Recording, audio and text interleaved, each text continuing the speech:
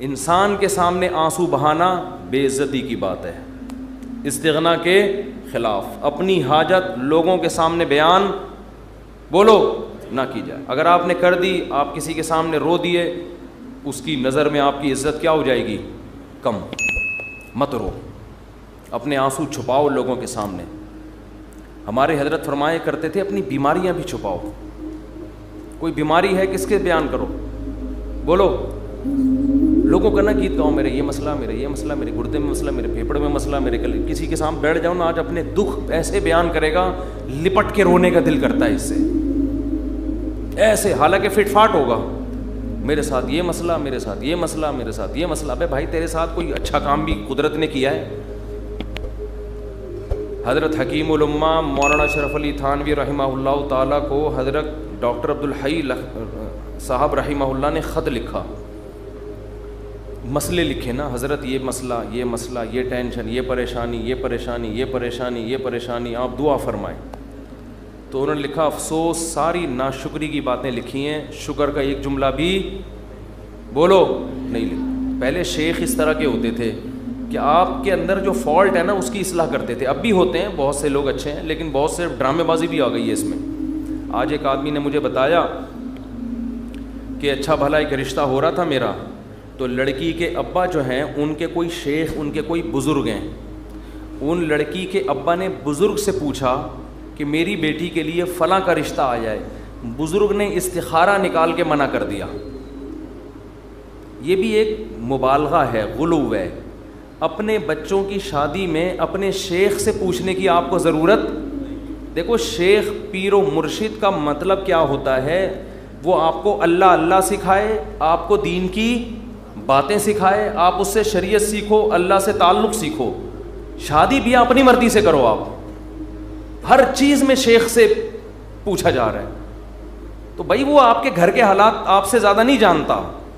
باپ جتنا اچھا بیٹی کے لیے فیصلہ کر سکتا ہے، ماں جتنا اچھا فیصلہ کر سکتی ہے، پیر و مرشد نہیں کر سکتا۔ پتہ نہیں کیا بنا لیا لوگوں نے پیر و مرشد کو، اپنی شادی بھی پیر صاحب جہاں کہیں گے وہاں ہوں گی، بچے کی شادی بھی پیر صاحب۔ وہ بھائی پیر ہے، یہ تمہارا باپ ہے، یہ خدا ہے؟ یہ پیر صاحب اللہ اللہ سیکھنے کے لیے، ان کو بولیں بس اللہ اللہ سکھائیں، ٹھیک ہے نا؟ اس کے علاوہ مجھ سے لوگ آ کے، بہت سے عقیدت مند لوگ ہیں، مجھ سے آ کے پوچھ رہے ہوتے ہیں میری بچی کا یہ مسئلہ وہاں کر دوں۔ میں کہتا نہ میں آپ کی بچی کو جانتا ہوں، نہ میں اس کمبخت کو جانتا ہوں معذرت کے ساتھ جس سے آپ کی بچی کی شادی، میں کہاں مشورہ دوں گا؟ خود فیصلہ کرو بھائی۔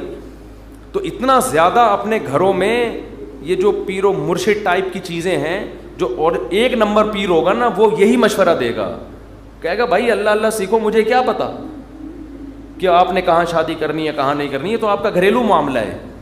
طلاقیں دے رہے ہیں پیر سے پوچھ کے، طلاقیں کس سے پوچھ کے دے رہے ہیں؟ پیر و مرشد سے پوچھ کے۔ تو کہاں سے کہاں بات چلی جاتی ہے۔ تو میں یہ عرض کر رہا تھا، دیکھو مخلوق کے سامنے رونا، رو لیتا ہے انسان، کبھی پریشان ہوتا ہے تو رو لیتا ہے، ہر ایک میں توکل برداشت ایک جیسی نہیں ہوتی، لیکن اللہ کو مخلوق کے سامنے رونا پسند بولو نہیں ہے۔ میری عادت ہے، میں اپنے بھی کچھ معمولات کبھی کبھار بتا دیتا ہوں۔ کبھی اللہ نہ کرے کوئی بیماری آئے، اللہ نہ کرے، تو میں کبھی دعا کی درخواست بھی مسجد میں اعلان نہیں کرواتا۔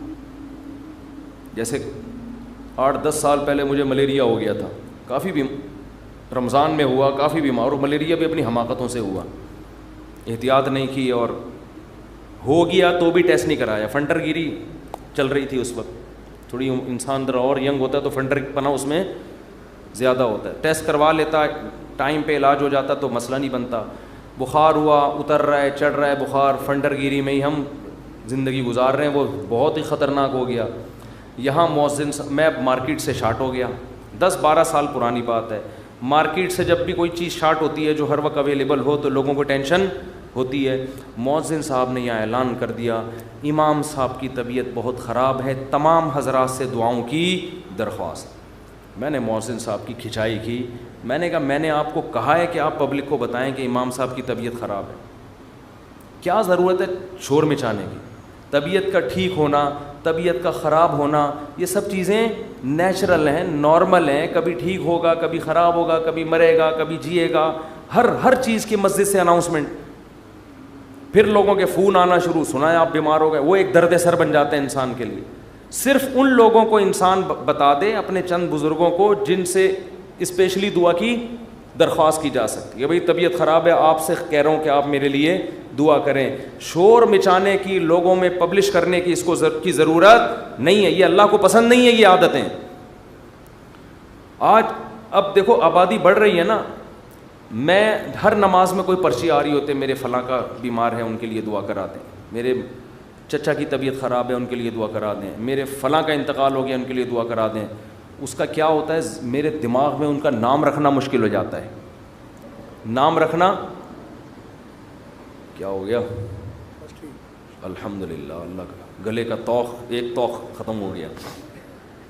تو ایک دن ایسا ہوا, فجر کے بعد پرچی, ظہر کے بعد پرچی, اب میں پوری نماز میں بندے کا نام دماغ میں رکھا ہوا ہے کہ وسیم سجاد جو حلیم کی دیگ والے ہیں ان کی طبیعت سیٹنگ چل رہی, نماز کے بعد دعا کرانی, کیونکہ نہیں کرو پھر لوگ ناراض ہوتے ہیں, آپ کو بولا تھا ان کے لیے دعا کراؤ. یا تو پرچی وہاں لے جا کے رکھ دیں نا, زبانی میں اور ٹینشن. تو ایک دن ایسا ہی ہو گیا, مجھے پاس ایک ظہر میں ایک صاحب آئے کہ جی وہ فلاں کی طبیعت خراب ہے. میں نے کہا یار میں ہول سیل کے حساب سے دعا مانگ لوں گا, اے اللہ جس کی بھی طبیعت خراب ہے ٹھیک کر دے یا عافیت سے اٹھا لے.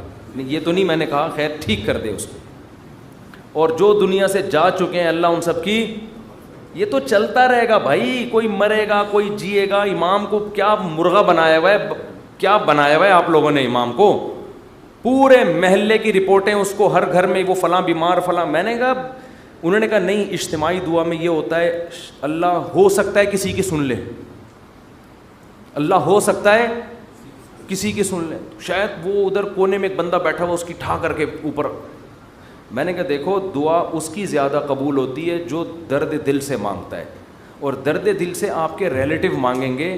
کسی کو کیا پتا کہ سجاد حلیم والا کون ہے, وسیم کباڑ والا کون ہے, سلیم گولے گنڈے والا کون ہے, اور شریف پنچر والا کون ہے, کسی کو کیا پتا یار. جب اس طرح دعائیں مانگیں گے لوگ کہیں گے اللہ ہے وہ ٹھیک کر دے, تیری مرضی, نہیں بھی کر تو کوئی اتنی بڑی ٹینشن والی بات نہیں ہے. آپ اپنے خاص محبت والے چاہنے والوں کو بتایا کرو, کوئی بزرگ ہیں جن سے تعلق ہے, یا امام سے خود کہہ دو کہ مفتی صاحب میرے فلاں کی طبیعت خراب ہے آپ دعا کر دیں, کیونکہ آپ کو عقیدت ہے امام صاحب سے شاید ان کی دعا, تو انسان کھڑے کھڑے وہی دعا کر دے, یہ سنت ہے. صحابہ نبی کے پاس آ کے یہ نہیں کہتے تھے کہ مسجد نبوی میں فلاں کے لیے دعا کروا دیں, صحابہ یہ کہتے تھے یا رسول اللہ آپ میرے لیے یہ دعا کر دیں. نبی اسی وقت کھڑے کھڑے ان کے لیے دعا کرتے تھے, اور بہت دفعہ سامنے قبول بھی ہو جاتی تھی. نبی صلی اللہ علیہ وسلم نے ایک دفعہ ارشاد فرمایا کہ میری امت کے 70,000 لوگ بغیر حساب کتاب کے جنت میں داخل ہوں گے جو اللہ پہ بہت زیادہ توکل کرتے تھے. تو ایک صحابی کھڑے ہوئے حضرت عکاشہ مجمع میں, انہوں نے کہا یا رسول اللہ میرے لیے دعا کر دیں, میں بھی انہی میں سے ہوں. یہ نہیں کہا یا رسول اللہ میرے لیے 27ویں رات کو سب کے سامنے دعا کروا دیے گا آپ, بس یا رسول اللہ آپ میرے لیے بھی دعا کر دیں. آپ نے فرمایا اے اللہ اللہم اجعل عکاشۃ منہم, اے اللہ عکاشہ کو بھی ان لوگوں میں شامل کر دے. جب حضرت عکاشہ کی دعا نبی نے مانگی صحابہ کو تو جوش پیدا ہو گیا. ایک اور صحابی کھڑے ہوئے, یا رسول اللہ میرے لیے بھی دعا کر دیں کہ اللہ مجھے بھی ان میں سے کر دے. آپ نے فرمایا سبقک بہا عکاشہ, عکاشہ سبقت لے گئے. کیا مطلب, حدیث کا مفہوم کیا ہے کہ اللہ نے یہ فضیلت اس کے لیے رکھی تھی جو اس فضیلت پہ بہت زیادہ حریص ہو, اور یہ حرص عکاشہ میں ہے کیونکہ انہوں نے کسی اور کے کھڑے ہونے کا انتظار نہیں. یہ بذریعہ وہی نبی کو پتہ چلا نا کہ یہ اللہ اسی کے لیے قبول کرے گا جو پہلے نمبر پہ کھڑا ہو کے دعا مانگے گا, دوسروں کے لیے آپشن نہیں ہے. تو نبی سے تو ڈائریکٹ درخواستیں کی گئی ہیں. اس طرح علماء سے کہنا چاہیے کہ حضرت میرے فلاں کا مسئلہ ہے, یہ دعا کرا دیں, یہ کر دیں آپ دعا, تو یہ ٹھیک ہے. لیکن اجتماعی پرچیاں دے دے کے دعائیں کبھی کبھار ٹھیک ہے, اس کا معمول بنانا ٹھیک نہیں ہے. اپنے غم کو کس کے سامنے بیان کریں, اللہ کے سامنے. اس کو پبلش کرنا آج فلاں کے ساتھ یہ مسئلہ مجھے اچھا نہیں لگتا, کبھی ذرا سی طبیعت خراب ہوئی, وہ ملیریا ہو گیا تھا, تو یہاں پھر دعائیں شروع, مفتی صاحب بیمار, مفتی صاحب بھائی اللہ کے سامنے بیان کرو, کیوں پبلک, پھر تبلیغ ترس کھا رہی ہے. اچھا نہیں لگتا کہ کوئی آپ پہ آ کے ترس کھائے, بیچارہ کہے آپ کو. لوگ کہیں گے مفتی صاحب بیچارے, مجھے تو اچھا نہیں لگتا بھائی, مجھے آ کے کوئی کیا کہے, بولو بیچارہ. بھائی ہم تو بیچارے نہیں, ہم اللہ کے سامنے بیچارے ہیں, آپ کے سامنے فنٹر ہیں ہم, ایسے ہی رہو. تو کون ہے اور کیا وہ تو کون ہے ہمیں بیچارہ. ایک شاعر کا شعر ہے بڑا زبردست, اللہ بچا کے رکھے, استغنا کے ساتھ ہی رکھے, لیکن لوگوں کے سامنے کمزوری ظاہر کرنا. ہمارے فرماتے کوئی دوا بھی کھاتے ہو نا, لوگوں سے چھپ کے کھایا کرو. کوئی بھی دوا کھا رہے ہو, لوگ اپنی بیماری لوگوں کے سامنے ایسے نکلو, یہ کوئی بیماری نہیں, فٹ فاٹ, بے شک چھپ چھپ کے کچھ بھی کھا رہا ہو, ٹھیک ہے نا.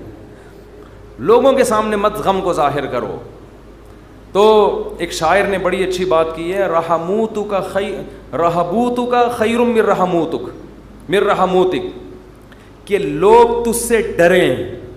یہ بھی غلط ہے نا, ظالم سے لوگ ڈرتے ہیں نا, لوگ تجھ سے ڈریں, لوگوں کے دل میں تیرا خوف ہو, یہ غلط ہے. لیکن اس سے بہتر ہے کہ لوگ تجھ پہ ترس کھائیں. نہیں آ رہی بات. دیکھو دو غلط چیزیں ہیں, لوگ آپ سے ڈریں, یہ بھی کیا ہے, غلط. یہ تو ظالم ہونے کی علامت ہے نا, ظلم کر رہے ہو آپ, لوگوں کو ڈرا رہے ہو. لیکن اس نے کہا یہ غلط ہے, مگر اتنا نہیں جتنا یہ غلط ہے کہ لوگ آپ پہ ترس کھائیں. یہ زیادہ غلط ہے, یہ آپ کے کمزور ہونے کی, یہ آپ کے بے عزت ہونے کی دلیل ہے. ظالم کی بھی عزت ہو جاتی ہے, ڈر سے ہوتی ہے. مظلوم جس پہ ظلم ہو رہا ہوتا ہے نا, اور وہ رو رہا ہوتا ہے ظالم کے سامنے, اس کی معاشرے میں عزت نہیں ہوتی. اور عزت بڑی چیز ہے. تو ہاں, ہر ایک کو ایک ہی لاٹھی سے نہیں ہانکنا چاہیے, ایک حد تک لوگ برداشت کرتے ہیں, اس کے بعد انسان کے حوصلے پست ہو جاتے ہیں. تو اس لیے ان چیزوں کا معمول ختم کریں. لوگوں کے سامنے مت بتائے کریں یہ ہو گیا فلان ہو گیا. اللہ کے سامنے روئے انسان, اللہ کے سامنے اپنی حاجت. تو لوگوں کے سامنے اپنا غم بیان کر کے رونے سے عزت بڑھتی ہے یا کم ہوتی ہے؟ کم. اللہ کے سامنے رونے سے, اپنا غم بیان کرنے سے عزت کم نہیں ہوتی, بلکہ اللہ کی نظر میں عزت بڑھ جاتی ہے. ہمارا معاملہ الٹا ہے, پبلک کے سامنے روتے ہیں اور اللہ کے سامنے روتے ہوئے ہمیں شرم آتی ہے. میں نے دیکھا لوگ دعا میں منہ پہ ہاتھ رکھ لیتے ہیں اگر ان کو کبھی رونا بھی آ رہا ہو. بھائی کھلے عام رو, کوئی مسئلہ نہیں ہے, یہ اللہ کے سامنے رو رہے ہو. ہاں لوگوں کو دکھانے کے لیے مت رو. آج کل ٹیلی ویژن میں اس قسم کی چیزیں بھی موجود ہیں, پروگرام چل رہے ہوتے ہیں رونے کے, اشتہار لگے ہوتے ہیں ہمارے ہاں, رو رو کے دعائیں مانگی جائیں گی. آدمی حیران ہوتا ہے, تم نے پہلے سے ہی اشتہار لگا دیا اور بالفرض تمہیں رونا نہیں آیا تو پبلک کہے گی تم نے اعلان تو یہ کیا تھا رو رو کے دعائیں مانگی جائیں گی, کم بخت رو کیوں نہیں رہا ہے اب تو یہ ناٹک اور یہ ڈرامے اللہ کو پسند نہیں ہے. اور کمال کی بات یہ ہے کہ ہمارے نبی نے فرمایا اللہ سے رو کے دعا مانگو, رونا نہ آئے تو ٹینشن کی بات نہیں ہے, رونے والی صورت بنا لو, انداز رونے والا ہو, اسٹائل رونے والا ہو, جیسے بھکاری مانگ رہے ہوتے ہیں. دیکھو رونا نہ آئے اور انداز رونے والا بنا لے, یہ رونے سے بھی زیادہ بہتر ہے, کیونکہ اللہ کہتا ہے کہ اس کے بس میں جو ہے وہ اس نے چھوڑا نہیں ہے. کیونکہ جب رونا آتا ہے تو دعا میں دل لگتا ہے, رونا نہیں آتا تو دعا میں دل نہیں لگتا, پھر بھی انسان مانگتا ہے. یہ ادا اللہ کو زیادہ پسند ہے. بہت مشکل ہے بات سمجھانا, بہت. آج کل لوگ کہتے ہیں نا عبادت میں دل ہی نہیں لگ رہا. ارے عبادت میں دل لگے گا تو وہ تو مزہ آئے گا نا عبادت میں. کمال تو جب ہے جب دل نہ لگے پھر بھی کرو عبادت, پھر بھی عبادت کرے انسان. تو اللہ کے سامنے روتے ہوئے شرم محسوس بولو نہیں کرنی. جیسے اذان کہتے ہوئے شرم نہیں آنی چاہیے. سفر میں جب ہم جاتے ہیں نا, بعض دفعہ ٹرین جنگل سے گزر رہی ہوتی ہے. علماء کہتے ہیں کہ اگر ایسی جگہ نماز پڑھنی ہے جہاں قریب میں کوئی محلہ نہیں ہے, اذان نہیں ہوئی ہے, تو فرض نماز کے لیے پھر آپ کو کیا اذان کہنی ہے, وہاں اذان پڑھنی ہے. اب میں نے وہاں نمازیوں کو بھی دیکھا, ان کو اذان دیتے ہوئے شرم آ رہی ہوتی ہے. ٹرین میں اذان دیتے ہوئے لوگ کیا کہیں گے, ملا. لوگ کیا کہیں گے, ملا کہیں گے. ابے یہ تو پورا ملا نکلا. ہمارے محلے میں ایک صاحب کا رشتہ ٹوٹا اسی چکر میں. اچھا بھلا نوجوان, فٹ فاٹ, کھاتا پیتا, خوبصورت آدمی. اس کے لڑکی والے آ گئے گھر میں منگنی کرنے کے لیے, اتنے میں اذان کیا. لڑکا گھر میں نہیں تھا, اذان کی آواز آئی. اب لڑکے والوں نے فخر سے بتایا کہ پتہ ہے ہمارا بیٹا اذان دے رہا ہے, یہ جو اذان ہے نا یہ ہمارا بیٹا دے رہا ہے. لڑکی والوں نے کہا ابے یہ تو ملا نکلا. یہ کیا نکلا؟ یہ سچا واقعہ بتا رہا ہوں. اس بیس پہ انہوں نے رشتہ توڑ دیا. تو کل قیامت میں پتہ چلے گا بھائی, اللہ کہے گا جاؤ ان لبرل لوگوں کے ساتھ اسی جہنم کی آگ میں جاؤ. وَإِذَا نَادَيْتُمْ إِلَى الصَّلَاةِ اتَّخَذُوهَا هُزُوًا وَلَعِبًا. قرآن کہتا ہے جب تم اذان دیتے ہو تو یہود و نصارہ اس اذان کا مذاق اڑاتے ہیں. تو اللہ کا نام آسمانوں میں بلند کرتے ہوئے ہمیں شرم محسوس نہیں کرنی چاہیے. اس لیے کبھی جنگل میں, ٹرین میں, جہاں ٹرین اگر اسٹیشن پہ ہے تو اذان کی ضرورت نہیں ہے, لیکن اگر جنگل میں ہے اور آپ نے فرض نماز پڑھنی ہے تو ایسے ٹرخانے والے طریقے سے نماز نہ پڑھا کرو, بلکہ پراپر طریقے سے کھڑے ہو کر قبلہ تلاش کرو کدھر ہے, پراپر طریقے سے اذان دو. اس میں اگر شرم آ رہی ہے تو اور زیادہ دو, ٹھیک ہے نا. اللہ کو بتاؤ کہ اللہ ان کمبختوں کو نماز چھوڑتے ہوئے شرم نہیں آ رہی, تو مجھے تیرا نام بلند کرتے ہوئے شرم کیوں آئے گی. اذان بہت بڑی عبادت ہے, اللہ کی کبریائی آسمانوں میں بلند ہوتی ہے. اور ایک بات اذان پہ آئی ہے تو یہ بھی بتا دوں, اذانیں بہت لمبی کھینچنا یہ سنت نہیں ہے. آج کل اذان شروع ہوتی ہے, اللہ, وہ اتنا کھینچتا ہے اذان کو, اتنا کھینچتا ہے, یہ مد کہیں بھی ثابت نہیں ہے اذان میں. دیکھو اللہ اکبر میں جو الف کی مقدار ہے نا, اللہ, یہ اللہ ہی ہے بس, اللہ نہیں ہے کہیں بھی. تجوید کی روح سے ادھر مد بنتا ہی نہیں ہے. ہاں جب آپ کہتے ہیں حی علی الصلاح تو یہاں مد ہے, صلاح کو کھینچ سکتے ہیں, حی کو نہیں کھینچ سکتے. حی علی الصلاح, لوگ کیا کریں, حی علی الصلاح, عجیب عجیب اذانیں ہو رہی ہیں. ایک دفعہ ہم کہیں گئے نماز پڑھنے کے لیے, تو اذان جب شروع ہوئی نا تو وہ کہنے لگے ایسے اسٹائل میں اذان کے میں ابھی بتاؤں گا تو پھر وہ میم بن جائے گی اس پہ. تو بس وہ خود ہی سوچ لیں. ہم لڑکے بیٹھے تھے, ہم کو ہنسی آنے لگی. ہم نے کہا یہ کیا کر رہا ہے, پتہ نہیں اذان دے رہا ہے کیا کر رہا ہے. ایک امام نماز پڑھا رہے تھے, السلام, پوری نماز صحیح پڑھائی. جب وہ سلام پھرنے لگے تو السلام علیکم ورحمۃ اللہ. ہم نے کہا یار اچھا بھلا السلام علیکم ورحمۃ اللہ پڑھ رہے تھے, السلام علیکم ورحمۃ اللہ کر کے ادھر گھما. عجیب, نہ قرآن سیکھتے ہیں نہ اذان سیکھتے ہیں. جس کو کھڑا کر دو لے جا کے بس وہ شروع کر دیتا ہے. ایک امام کے پیچھے ہم نے نماز پڑھی دیہات میں, وہ پوری سورہ فاتحہ غلط پڑھ رہے تھے لیکن ان کو توئیں پڑھنا آتا تھا. بس انہوں نے نورانی قاعدے میں توئیں کا لفظ اچھی طرح سیکھ لیا تھا. توا ہوتا ہے, یہ تا نہیں ہوتا. باقی کچھ سیکھا نہیں انہوں نے.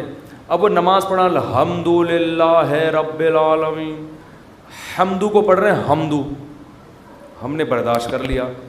اہدنا الصراط, صاد نہیں نکل رہے, لیکن جہاں تو آئے گی نا کہتے ہیں اہدنا الصراط المستقیم. ٹھیک, ہم کہہ رہے یار پورا غلط پڑھ رہے ہوتے ہیں, لیکن جہاں توئیں آتی ہے ایک دم, تو یہ چیزیں سیکھنے کی ہیں بھائی. اتنا موٹا موٹا قرآن یا موٹی موٹی اذان ہر مسلمان کے لیے سیکھنا ضروری ہے. تو اذانوں کو بہت زیادہ کھینچا نہ کریں. ایک تو خلاف سنت بھی ہے, دوسرا لوگوں سے پھر ادب نہیں ہوگا اذان کا. اذان کے وقت خاموش رہنا چاہیے, اذان کو غور سے سننا چاہیے. جب آپ اتنی لمبی کھینچو گے اذان تو پھر کہاں اس کا ادب ہوگا, کافی ٹائم لگ جاتا ہے اس میں. مختصر اذان دیں, مختصر, اللہ اکبر اللہ اکبر, پھر اللہ اکبر اللہ اکبر, بس. اشہد ان لا الہ الا اللہ, لا پہ مد ہے, الہ پہ نہیں ہے. نہیں آ رہی بات. ہم ایسے ہی اذان دیا کرتے تھے. لوگ کہتے ہیں حرم میں اتنی لمبی اذانیں ہو رہی ہیں. وہ حرم کا ماحول ہے, ایک حرم کی ایک برکت ہے, وہاں لمبی اذان ہی تو سننے کے لیے جاتے ہیں لوگ. بہت سے عرب علماء کو اس پہ بھی اشکالات ہیں. بہت سے عرب تو کہتے ہیں یہ حرم میں بھی جو اتنی لمبی ہو رہی ہے یہ خلاف سنت ہے, لیکن وہ تو حرم کا معاملہ ہے, ان کو اپنے حال پہ چھوڑ دو. وہ پھر بھی وہاں مسئلہ یہ ہے کہ وہاں کا تو ماحول ہی ایسا ہے نا. نارملی جب آپ اذان دیں تو اتنی لمبی اذان نہیں ہونی چاہیے کہ لوگوں کے لیے اس وقت خاموش رہنا, اس کا ادب کرنا ایک آزمائش بن جائے. اور پھر اسپیکر اتنے بھاری بھرکم نہیں ہونے چاہیے کہ اس اذان سے لوگوں کے کان کے پردے پھٹنا شروع ہو جائیں. اس سے لوگ پھر ان شاعر اسلام کی عزت کرنے کے بجائے توہین کرنا شروع کر دیتے ہیں. خاص طور پہ غیر مسلم ممالک میں جہاں آپ کو کوئی اذان کی پرمیشن دے دے تو اعتدال سے اذان دیں, ان کے آرام کا خیال رکھیں. تو جلدی سے میں یہ بات کو ختم کروں. دیکھو دعائیں مانگنے میں شرم اور عار محسوس نہ کرو. اللہ کے سامنے گڑ گڑانے میں شرم اور عار محسوس نہ کرو, اس کا معمول بنا لو. حضرت عمر فرمایا کرتے تھے کہ میری دعا قبول ہو رہی ہے یا نہیں, مجھے اس سے غرض نہیں ہے, مجھے اس سے غرض ہوتی ہے کہ مجھے دعاؤں کی توفیق مل رہی ہے کہ نہیں مل رہی. تو جتنی دعائیں, ڈاکٹر ٹھیک کرے گا, جا مانگ ڈاکٹر سے, میری مرضی میں ٹھیک کروں نہ کروں, لیکن تو نے یہ بتا دیا ہے کہ تو مجھے اپنا محتاج, تو اپنے آپ کو میرا محتاج نہیں سمجھتا. تو نے اپنے عمل سے یہ ثابت کر دیا ہے کہ تو اپنے آپ کو نہیں سمجھتا کہ میں اللہ کا محتاج ہوں. تو نہیں سمجھتا کہ اللہ سب کچھ کر سکتا ہے. اس لیے اللہ کی نظر میں دعا کی ویلیو ہے. اگر آپ کا کوئی مسئلہ اٹکا ہوا ہے اور آپ اس کے اسباب اختیار کرتے ہو, دعا نہیں مانگتے, اللہ کہتے ہیں تیرا یہ خیال ہے کہ مسئلے میں دور نہیں کر سکتا, مسئلے تیرے گورنمنٹ دور کرے گی. تو یہ تکبر ہے جو آپ کو سزا کا ذریعہ بنے گا اور برکتیں چھین لے گا آپ کی زندگی سے. اس لیے قرآن کے الفاظ دیکھو, وقال ربکم ادعونی استجب لکم. اللہ کہتے ہیں کہ مجھ سے دعا مانگو, میں تمہاری دعا کو قبول کروں گا. ٹھیک ہے بھائی, یہ آپشن ہے نا. آپ بتاؤ جب کوئی گورنمنٹ کسی کو کوئی آپشن دیتی ہے یا کوئی بینیفٹس دیتی ہے تو گن پوائنٹ پہ تھوڑی دیتی ہے. بھائی گورنمنٹ نے یہ کہا کہ قرضہ ملے گا بغیر سود کے, غریب لوگوں کو چاہیے اپنا مکان بنائے, یہ کہے گی نا گورنمنٹ. آگے دھمکی تو نہیں دے گی, جس نے قرضہ نہیں لیا نا ہم سے مکان بنانے کے لیے اس کو شوٹ کر دیا جائے گا. ایسی دھمکی دے گی کبھی؟ تو یوں ہی کر دو اگر منہ سے نہیں نکل رہا کچھ. دھمکیاں دے کے کبھی کسی کو کوئی سہولت دی جاتی ہے؟ ہاں دیہاتی مائیں کرتی ہیں ایسا. کھا, وہ ایک آدمی نے پرینک بنایا کہ انگریزوں کی مائیں اور پاکستانیوں کی مائیں میں کیا فرق ہے, بڑا زبردست تھا. انگریز کی ماں کھانا لا کے رکھ دے گی, کھانا ہے کھا, نہیں تو یہاں سے دفع ہو جا. ٹھیک ہے. پاکستانی اور دیہاتی ماں کیا کرے گی, وہ میرا بیٹا کھا لے, یہ میں نے تیرے لیے پکائی ہے بریانی, میں نے تیرے لیے یہ پکایا ہے. پہلے منتیں کرے گی, بچہ نہیں کھائے گا تو دھمکیاں دینے پہ آ جائے گی اس کو, کھا ورنہ میں تھپڑ ماروں گی تیرے کی بے غیرت, تو نے بنوایا کیوں مجھ سے, یہ تجھے پتہ نہیں ہے یہ. تو نارملی ایسا ہوتا نہیں ہے کہ آپ کسی کو کوئی نعمت دے رہے ہو اور ساتھ میں بندوق نکال کے بولو کہ یہ لو. کسی کو آپ نے ہدیہ دیا, 100 روپے, 1000 روپے, 500 روپے آپ نے کسی کو دیے, یا آپ کی خدمت میں, وہ کہہ رہے یار میں تو ابھی ضرورت نہیں ہے, آپ کا بڑی نوازش, آپ بندوق نکالو لے, تو یہ ہدیہ رہے گا؟ یہ ہدیہ تھوڑی رہے گا. تو کوئی بھی جب حکومت یا کمپنی کسی کو سہولت دیتی ہے تو وہ گفٹ کو پھر گفٹ ہی قرار دیتی ہے. لیکن اللہ کا اسٹائل یہاں پہ بالکل, انداز بالکل الگ ہے. اللہ کیا کہتے ہیں, مجھ سے مانگو. یہ بینیفٹس مل رہے ہیں نا اللہ کی طرف سے, ہیں بھائی. اللہ کیا کہہ رہے ہیں, مجھ سے مانگو اور میں جو مانگو گے میں وہ تمہیں دوں گا. بس یہ اللہ ٹھیک ہے, ہمیں تو نے بتا دیا کہ ہم مانگیں گے اور تو دے گا, ہمیں یہ بات پتہ چل گئی, اب ہماری مرضی, ہم جب چاہیں تو اس سے مانگیں, ہمیں یہ سہولت کا پتہ چل گیا, اب ہم ہماری مرضی, اب ہمارے. کہتے ہیں اٹس اپ ٹو یو, کہتے ہیں نا یہ اب آپ کے اوپر ہے, آپ مانگیں یا نہیں مانگے. نہیں, آگے اللہ نے بندوق نکال لی ہے. ٹھیک ہے نا, بندوق نکال لی. اللہ کہتے ہیں ان الذین یستکبرون عن عبادتی, یاد رکھو مجھ سے مانگنے میں تکبر کیا.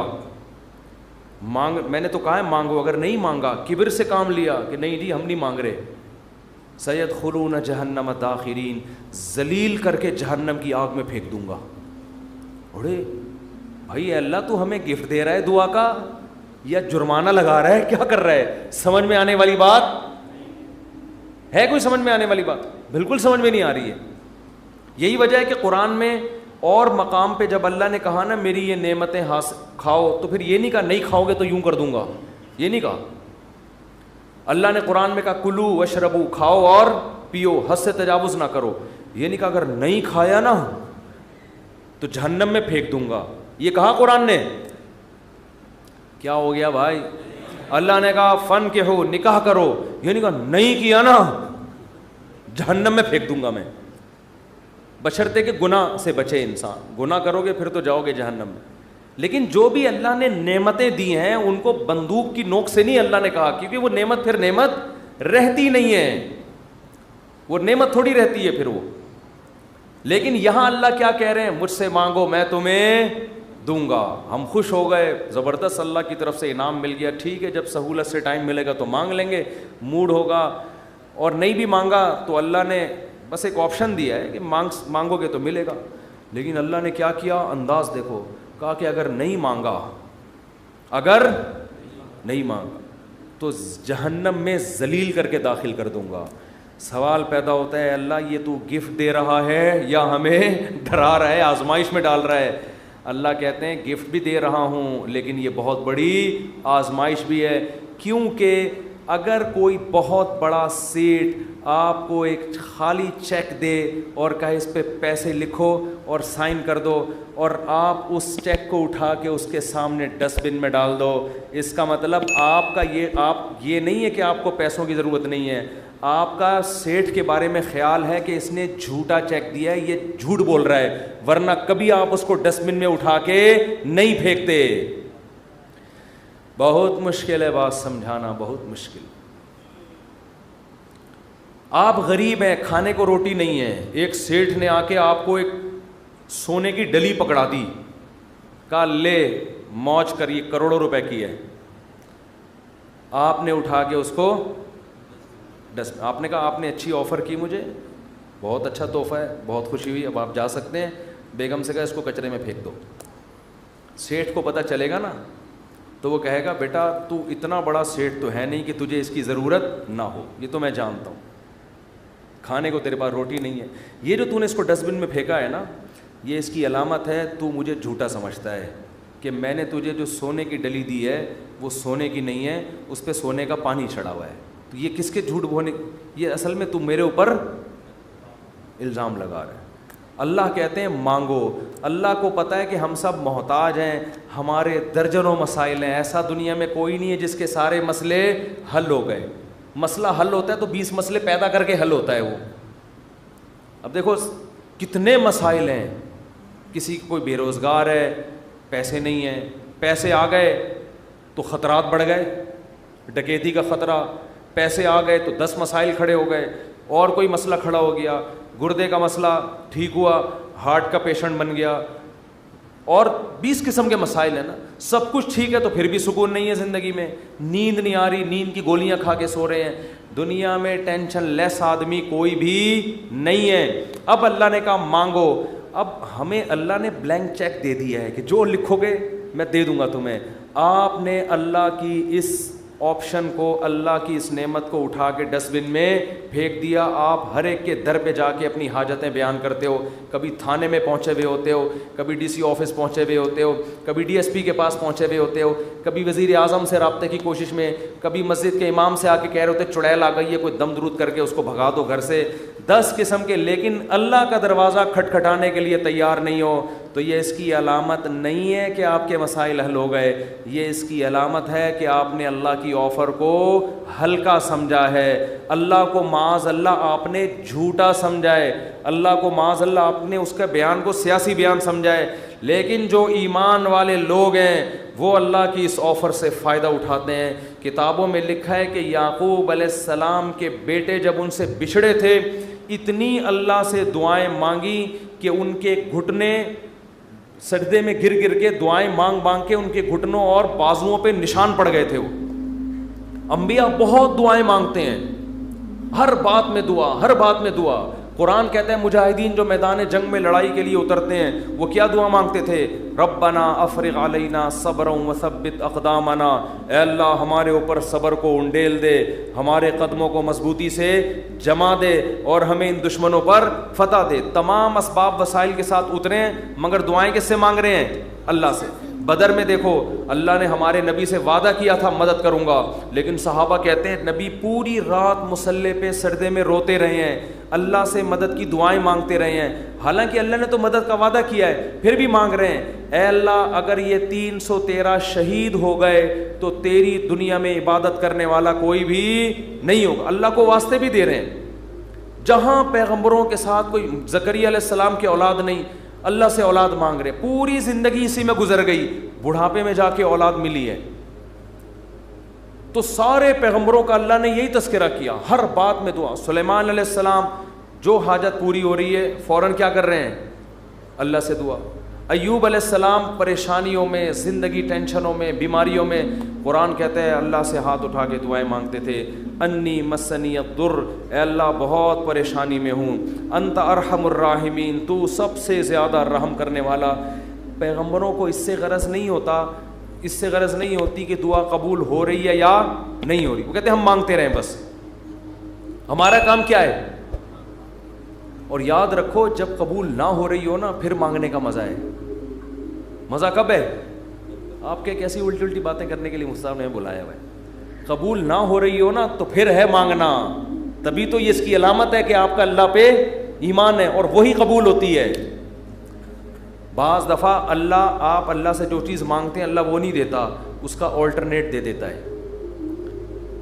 ایک صاحب کا فون آیا, مجھے کسی سے عشق ہوا ہے اور میں دعائیں مانگ مانگ کے تھک گیا, پھر بھی نہیں ہو رہی شادی. آج کل تو لڑکوں کے یہی مسائل ہیں, مانگ مانگ کے دعائیں تھک گیا. تو آپ کہتے ہیں دعائیں قبول ہوتی ہیں, میں تو پھر اس پہ اور تڑکا لگا دیتا ہوں. میں کہتا ہوں بہت سے لوگ کہتے ہیں ہم جس کو مانگ رہے ہیں وہ ملی نہیں, چلو نہیں ملی مقدر میں ہوگا, دعا قبول نہیں ہوئی. مفتی صاحب کہہ رہے ہیں دعائیں کیا ہوتی ہیں, قبول. لیکن اس کی کہیں اور شادی کی خبر ہمیں مل رہی ہے, تو اللہ اگر دعا قبول نہیں کرتا تو کم از کم ایسا تو نہ کرے نا کہ اس کی کہیں شادی ہو رہی ہے اور ہمیں اطلاع مل رہی ہے. خوشی خوشی لوگ بتا رہے ہیں تمہیں پتہ ہے اس کی شادی ہو گئی, چلو یہاں تک بھی بات سمجھ میں آتی ہے.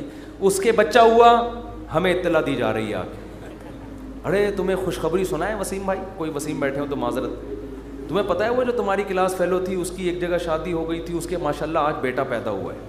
اور انسان تپتا ہے یار ہم نے تو لیلۃ القدر میں دعائیں مانگی تھی ہمیں مل جائے, اور ادھر بھی چلے بھی وہاں گئی اور اس کے بچہ بھی پیدا ہو گیا. اور تباہی اس وقت آتی ہے جب وہ بچہ سمجھدار ہو کے آپ کو ماموں کہنا شروع کر دے. حقیقت بات جب آپ ان کے گھر جائیں ملنے کے لیے اور وہ آپ کی پرانی گرل فرینڈ بچے کو تعارف کروا رہی ہے, تمہارے ماموں لگتے ہیں یہ رشتے میں, حقیقی تو نہیں ہے لیکن رشتے میں کیا لگتے ہیں, ماموں. تو آپ کہو گے یار یہ دعائیں قبول ہو رہی ہیں یا کیا ہو رہا ہے, تو اس طرح بھی ہوتی ہیں. تو ایسے لوگوں کو میں کہتا ہوں کہ جو یہ مایوس ہوتے ہیں نا یہ قبول تو نہیں ہو رہی, او بھائی تو دنیا میں ایک ہی عورت پیدا ہوئی ہے کیا؟ اللہ کے علم میں یہ بات تھی کہ وہ تیرے لیے نقصان دہ تھی, ہر چیز تمہارے لیے نہیں ہے.